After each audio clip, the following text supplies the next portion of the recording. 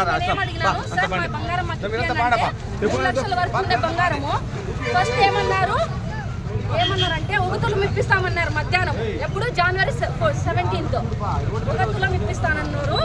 1 తులం అన్నా ఇప్పియాలా వద్దా? ఏమన్నారంటే పోయి 60,000కి వచ్చేసా. వాడు వచ్చి మాట్లాడిన మొగుడు 60,000కి వచ్చేసా. 60,000కి ఎట్లా వస్తాడు?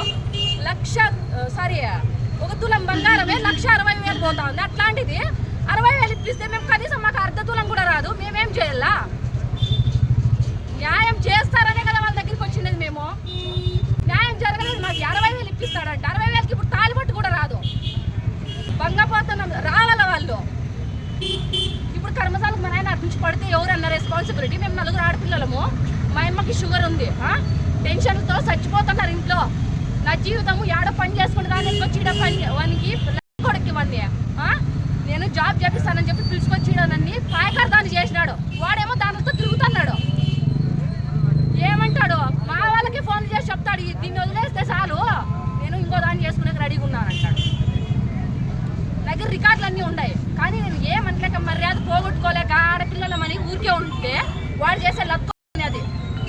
వాడేం బాగా లెక్కలు ఇస్తాడు, వీళ్ళేం బాగా జల్సా చేస్తున్నారు.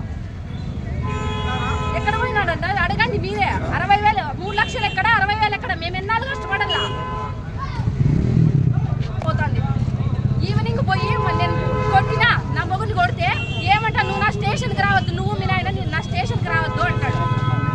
నా స్టేషన్కి రావద్దు అంటే వీళ్ళ అమ్మగారు సొమ్మ ఏమన్నా స్టేషన్?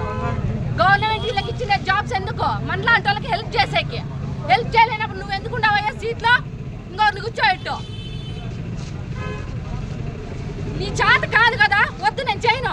పోతా, నేను ఎస్పీ ఆఫీస్ పోతా. ఆయన కాలేదంటే వద్దు, మేము వదిలేసుకుంటాము. నువ్వు చేయలేనప్పుడు ఎందుకు మమ్మల్ని తిప్పించేది? ఆడపిల్లకి న్యాయం చేస్తావని నీ దగ్గరికి వస్తే నువ్వేం చేస్తున్నానని నువ్వు రాదు రాష్ట్ర వాళ్ళతో సాయంత్రం 6 గంటల కాదు లెక్కిపించుకున్నారో ఏం చేసినా నాకు తెలుదు. 1.5 తులం నుంచి 1 తులంకి వచ్చి 1 తులం నుంచి 60,000కి వచ్చి నువ్వు రాదు నా స్టేషన్కి అంటాడు. నన్ను మా నాయన ఫస్ట్ బయటికి పోండి అంటాడు. బయటికి పంపించాక నీ ఇంటికి వచ్చినామా? గవర్నమెంట్ ప్రాపర్టీలకే కదా మేము వచ్చిండేది. హెల్ప్ చేయనప్పుడు వద్దు, ఇంట్లో చేతులు గాలి వేసుకొని కూర్చోండి.